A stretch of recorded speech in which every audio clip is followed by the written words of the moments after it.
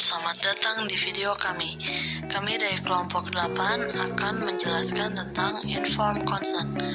Nah, sebelum sampai ke materi, kami akan memberitahu dulu apa aja sih yang akan kami bahas dalam video kami kali ini. Nah, yang pertama itu kami akan membahas tentang definisi dan sejarah informed consent. Lalu, yang kedua kami akan membahas tentang ragam informed consent. Setelah itu, kami akan membahas tentang aspek hukum dan etika terkait informed consent. Lalu, proses informed consent, proses terbentuknya informed consent. Terus yang kelima itu ada validitas informed consent, yaitu kapan sih informed consent itu dikatakan valid. Nah, lalu yang keenam itu ada dokumentasi informed consent, dan yang terakhir adalah responsibilitas tenaga kesehatan.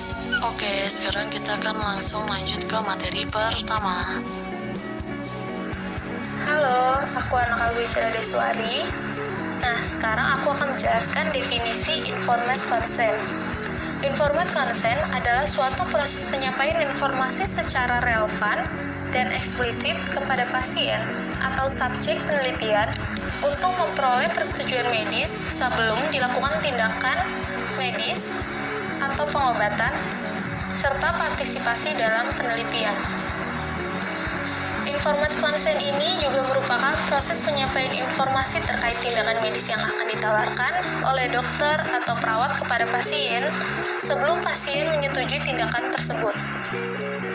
Informed consent ini menjadi bentuk komunikasi dokter dan petugas medis, serta memberi waktu untuk pasien bertanya, menyetujui, atau menolak penanganan tersebut. Tindakan yang biasa membutuhkan informed consent itu adalah tindakan pembedahan, transfusi darah, terapi radiasi, tindakan anestesi, sebagian besar vaksinasi, kemoterapi, biopsi, dan tes darah termasuk tes HIV. Formasi dalam informed consent ini biasanya memasukkan informasi diagnosis pasien, nama dan tujuan dari penanganan medis, manfaat dan resiko dalam tindakan medis yang akan ditawarkan, tindakan medis lain yang dapat menjadi alternatif beserta manfaat, prosedur, dan resikonya. Informed consent atau persetujuan medik adalah persetujuan yang diberikan oleh pasien sesuai dengan pasal 1A Permenkes RI nomor 585 Menkes per 10 1989,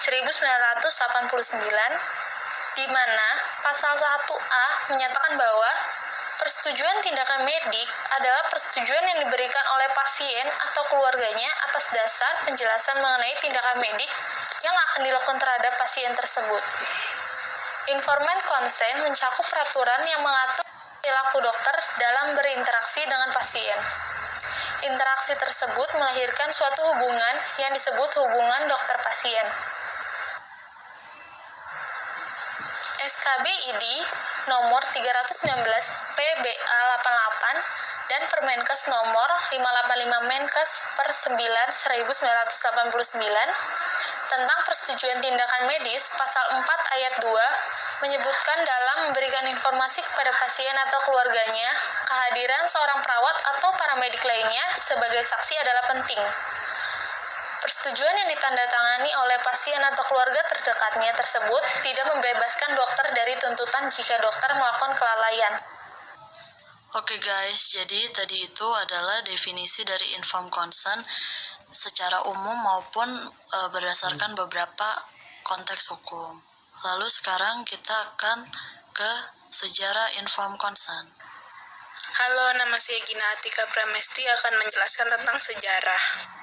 Nuremberg Medical Trial yang berlangsung dari Desember 1946 sampai Agustus 1947 merupakan puncak hasil investigasi yang dilakukan untuk menyelidiki medical war crime. Hal inilah yang menjadi tonggak sejarah dari informed consent sebagai penghormatan kepada hak asasi manusia. Declaration of Lisbon oleh World Medical Association pada tahun 1981 dan Patient Bill of Rights oleh American Hospital Association pada tahun 1972 juga mencantumkan hak pasien untuk memperoleh informasi mengenai segala hal yang berkenaan dengan kesehatannya dan juga kebebasan untuk menerima maupun menolak terapi yang akan diterimanya. Nah, setelah definisi dan sejarah, sekarang kita akan ke ragam informed consent. Selanjutnya, ragam informed consent.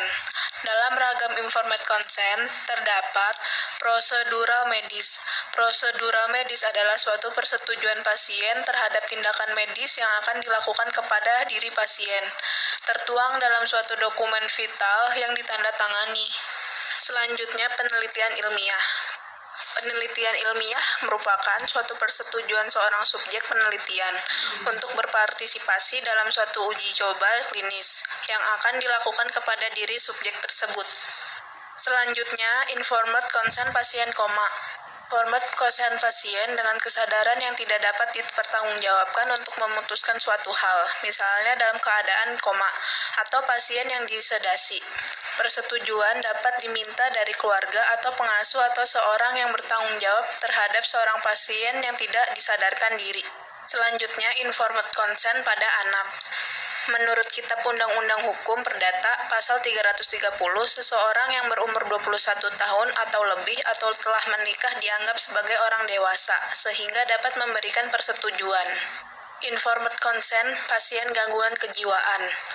Menurut Peraturan Menteri Kesehatan Republik Indonesia Nomor 290 Tahun 2008, penilaian terhadap kompetensi pasien dalam hal persetujuan tindakan medis dapat dilakukan oleh dokter sebelum tindakan tersebut dilakukan.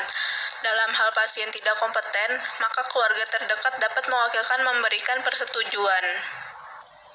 Oke guys, selanjutnya saya Ivanka, saya akan menjelaskan tentang aspek hukum dan aspek etika dari informed consent. Nah, secara umum, menyentuh atau melakukan suatu intervensi secara fisik kepada seseorang tanpa ada persetujuan daripada orang tersebut, itu dianggap sebagai penganiayaan. Nah, karenanya memperoleh consent atau persetujuan adalah suatu keharusan dalam suatu tindakan medis atau penelitian. Selain daripada pemeriksaan fisik rutin pada pasien yang datang untuk berobat ke dokter. Nah, jadi untuk menghindari suatu kesalahpahaman, maka dibutuhkan kehadiran informed consent atau persetujuan. Nah, informed consent sendiri tertuang dalam Permenkes nomor 585 /9/1989 pasal 3 ayat 1 dan SK PBID nomor 319/PB/4/88 butir ketiga. Untuk tindakan medis yang lebih besar atau beresiko, persetujuan ini diwujudkan dengan menandatangani formulir persetujuan tindakan medis. Nah, namun informed consent itu tidak harus dilakukan secara resmi apabila pasien melakukan pemeriksaan rutin, pemeriksaan fisik atau investigasi medis yang rutin dan umum dilakukan. Jadi kayak misalnya dia konsultasi atau apa, itu nggak harus membutuhkan informed consent, karena saat pasien itu mendatangi rumah sakit atau tempat praktek dokter atau tenaga kesehatan untuk berobat, itu adalah concern dari pasien tersebut secara implisit. Nah, setelah dari segi hukum, sekarang kita akan ke aspek etika dari informed consent. Nah, perlu kita ketahui bahwa dalam dunia medis itu terdapat 4 prinsip etika dasar, yaitu yang pertama tidak merugikan, berbuat baik, keadilan, dan juga otonomi. Nah, informed consent ini adalah salah satu perwujudan dari otonomi. Nah, di mana informed consent ini adalah suatu bentuk komunikasi antara dokter atau tenaga medis dengan pasien yang dilakukan untuk memberikan kebebasan bertindak dan juga memilih yang dilakukan oleh pasien. Jadi kayak pasien datang ke kita, terus kita udah nawarin beberapa pilihan. Dia tahu resiko apa yang akan dia dapatkan, hal apa yang akan dia dapatkan, lalu kemudian dia setuju karena dengan beberapa alasan yang dia miliki. Nah, maka dia akan menandatanganin informed consent. Nah, dengan seorang pasien menandatangani informed consent atau melakukan persetujuan terhadap tindakan-tindakan intervensi, maka prinsip etika otonomi telah terwujud. Oh iya, jadi etika otonomi itu yang punya nggak cuma pasien, tapi dokter atau tenaga kesehatan, kita juga punya otonomi sendiri masing-masing. Oke, materi selanjutnya adalah proses terbentuknya informed consent. Materi tentang proses pembentukan informed consent ini akan diberikan oleh kawan saya, Maulida Nabila. Selanjutnya, proses informed consent. Setelah bertemu dengan petugas kesehatan, pasien akan melakukan sesi konseling agar petugas kesehatan mendapatkan tindakan yang tepat. Di sesi konseling ini, petugas kesehatan juga menjelaskan informasi yang diperlukan agar tidak ada kesalahpahaman dari kedua belah pihak. Petugas kesehatan juga harus menjelaskan tentang risiko yang ada di tindakan yang akan dilakukan. Setelah pasien sudah setuju dengan semuanya, petugas kesehatan baru bisa melakukan intervensi atau kegiatan yang sesuai untuk pasien. Di slide ini adalah salah satu contoh dari informed consent. Si OT melakukan penggalian informasi lebih lanjut mengenai kapasitas, lalu jika tidak ada concern, maka tidak perlu ada treatment yang diberikan oleh OT. Namun, semuanya tetap diinvestigasi lebih lanjut. Nah, oke, materi selanjutnya adalah validitas informed consent. Halo, nama saya Septia Ayu. Saya akan menjelaskan tentang validitas informed consent. Seseorang pasien dikatakan memberikan informed consent yang valid apabila yang pertama ada disclosure.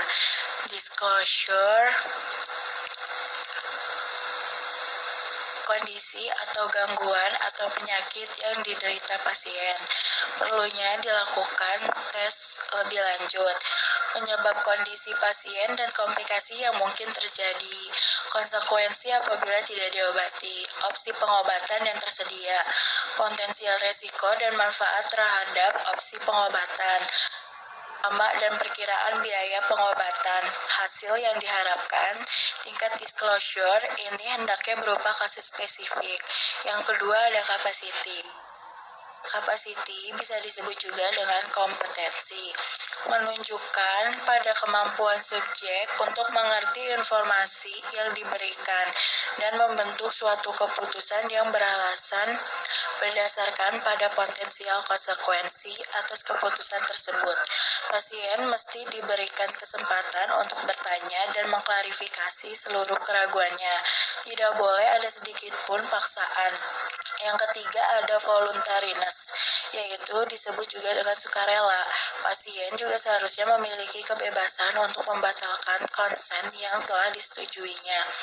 Konsen yang diberikan atas dasar rasa takut akan cedera atau intimidasi, persepsi, atau salah memberikan fakta dapat dianggap invalid. Oke, lanjut ke materi selanjutnya, dokumentasi informed consent.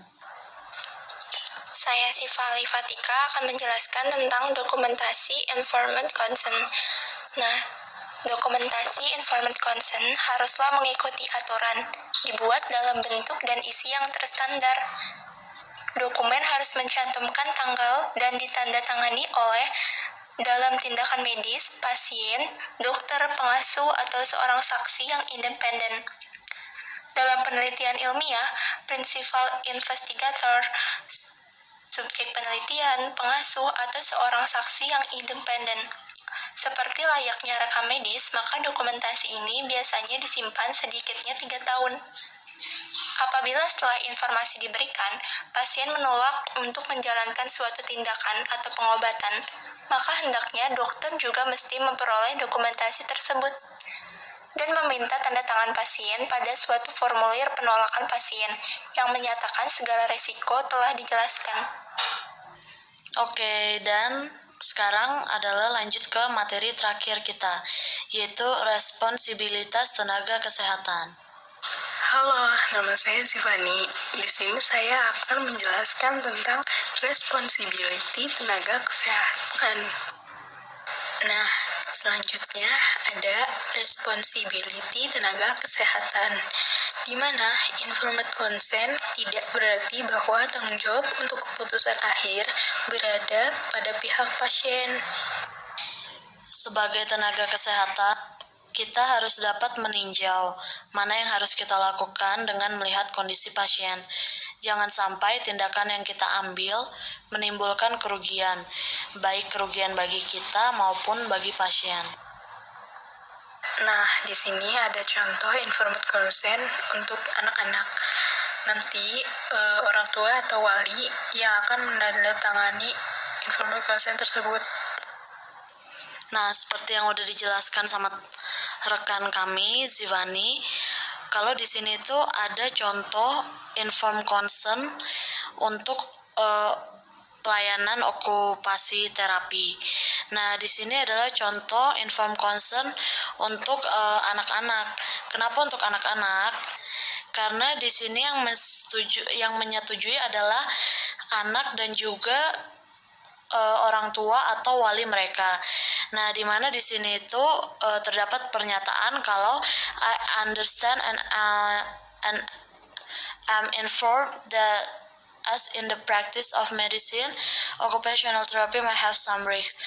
Nah, jadi di sini tuh ada pernyataan kalau mereka yang menandatangani informed consent ini tahu dan sudah diinformasikan kalau dalam praktik okupasi terapi yang akan anak mereka terima itu mungkin memiliki beberapa resiko. Nah, lalu juga ada pernyataan I understand that I have the right to ask about this risk. Nah, jadi terdapat juga pernyataan kalau sang penandatangan informed consent ini juga mengerti dan dia tahu kalau dirinya itu mempunyai hak untuk bertanya tentang resiko apa sih, dan mereka itu juga berhak untuk bertanya tentang kondisi dari anak mereka atau tentang treatment yang diberikan kepada anak mereka. Pokoknya dalam informed consent itu menyatakan tentang pernyataan-pernyataan terkait tentang persetujuan dilakukan tindakan intervensi. Nah, sekian adalah penjelasan dalam video kelompok kami. Apabila ada kesalahan, kami mohon maaf. Dan untuk teman-teman yang ingin bertanya,